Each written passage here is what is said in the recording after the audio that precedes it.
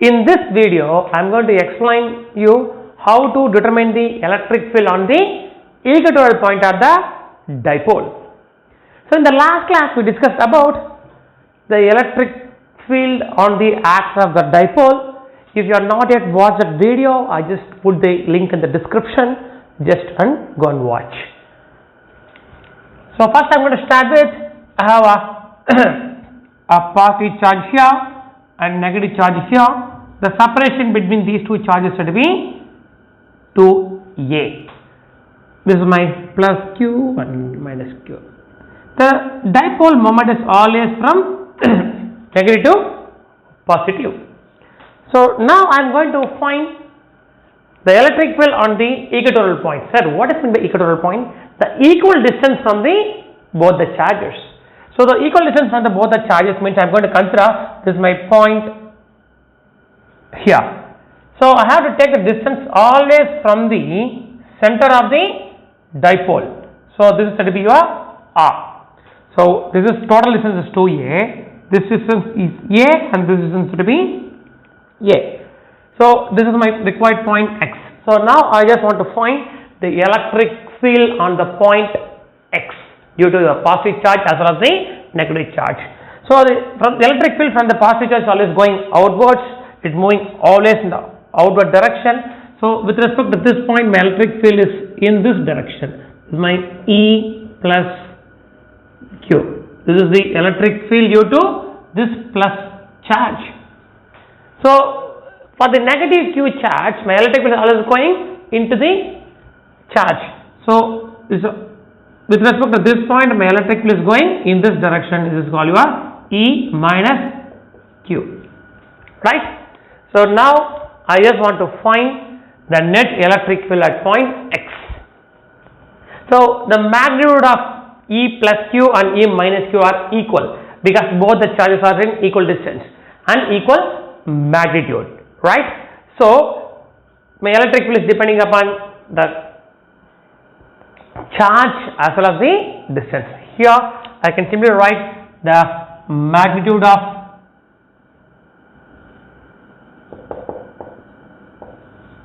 electric field at x due to plus q and minus q. Am I right? E plus q and E minus q equals to 1 by 4 pi epsilon naught q by, this is my distance a, this distance r. But this distance should be r square plus a square. So electric field is the inverse square law, r square plus a square. Okay. So if I whole square product, if I do this whole square, the whole root will cancel. So r square plus a square. This is my equation 1. So this is the magnitude of electric field due to my plus charge and minus charge at point q, at point x. Okay. So now I am going to split this into our components because my electric field is not along x axis or y axis. This is in the xy plane. So this electric field is also in the xy plane. So now I am going to solve the components. So at point x here, so electric field due to this in this direction is my E plus Q. At point x, my electric field due to this is in this direction E minus Q, right? So now this which makes an angle theta. So this is also which makes an angle theta, right? So I can simply take it as x and y plane here. If I say this is angle theta, this is also angle theta. If I say this is my angle theta and this is also angle theta because this is both from both the charges, my point is the equal distance. So if you put theta here, the projection of this E plus Q on this x axis is going to be E plus Q cos theta. The projection of this plus Q along this axis would be E minus Q, sorry, E plus Q sin theta. and then this is the electric field along electric field due to your negative charge. So the projection of this along x-axis is going to be E minus Q cos theta. The projection of this along this axis will be E minus Q sin theta. So listen carefully. The half of the projection of this along this axis, the half of the projection along y-axis. The half of the projection of this minus Q along my x-axis, the half of the projection of this minus Q along my y-axis. So these two electric field are exactly in the opposite direction. This is in the positive y-axis, this is in the negative y-axis. If I add these two, I am getting a 0. Okay, though the electric field due to the perpendicular component is going to be 0. So these two components only will survive. The half of the projection from plus Q and half of the projection from the minus Q will be in the same x-axis, is going to be survive. So I can simply write the net electric field along only x-axis. Okay, because my y-axis component is going to be cancel out each other, because exactly in the opposite direction, equal magnitude is going to be cancel out each other. So my electric field only along the x-axis will survive. So I can simply write the net electric field here E vector equatorial. Okay, electric field on the equatorial plane, I can simply write E plus Q plus E minus Q cos theta. So only cos theta component will survive, right? Sir, up to this point this is just a magnitude, and how can I write the vector? So I am going to write the direction of the dipole moment. So my dipole moment in this direction, my electric field, the net resultant electric field in this direction is my E equatorial. This is in this direction. These two are anti-parallel each other. I can simply put minus P cap. Okay. So from this equation 1, if I substitute here, I can simply write this equation 2 into Q by 4 pi epsilon naught r square plus a square cos theta minus P cap. Okay. So from this I can simply write what is meant by cos theta. So I can simply write my cos theta here. Cos theta equals to adjacent by hypotenuse a by square root of r square plus a square.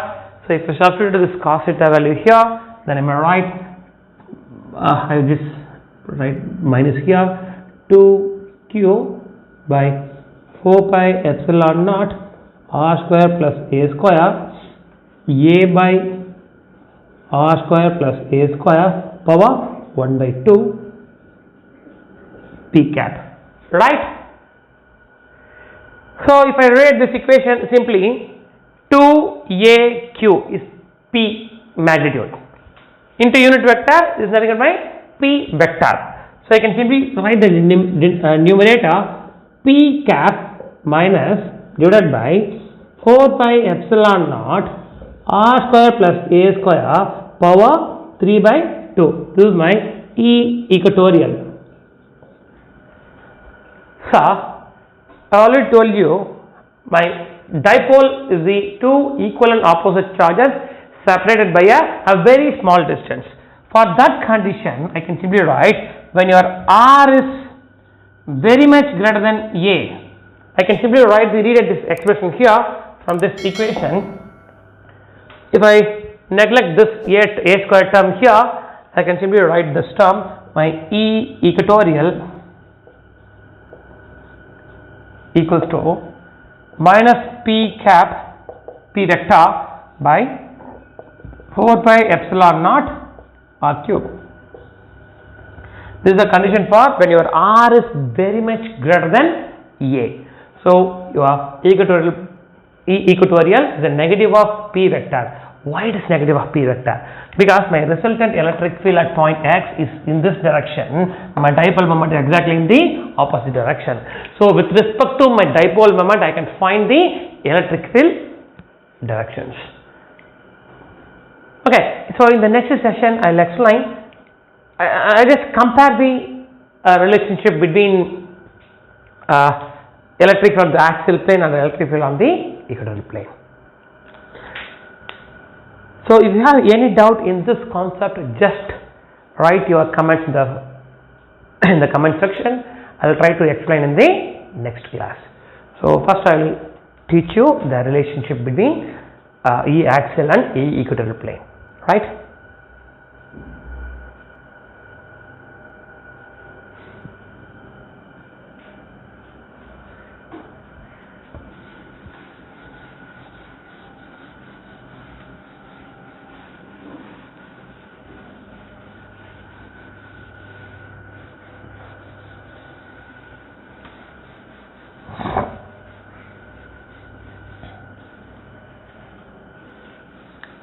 Okay.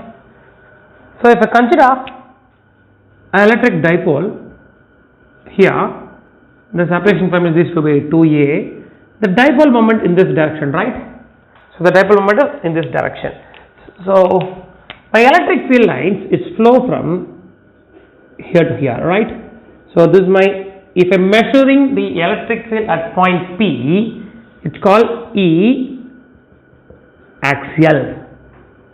So this is parallel with the dipole moment. So this is parallel with the dipole moment. That's why my result I can simply write E axial my 2p by 4 pi epsilon naught r cube. This is a vector and this is a vector. So here positive, this is because of these two are in the same direction. My dipole moment and my electric field on the axial point is going to be the same direction. So if I am considering the equatorial point here, my electric field equatorial point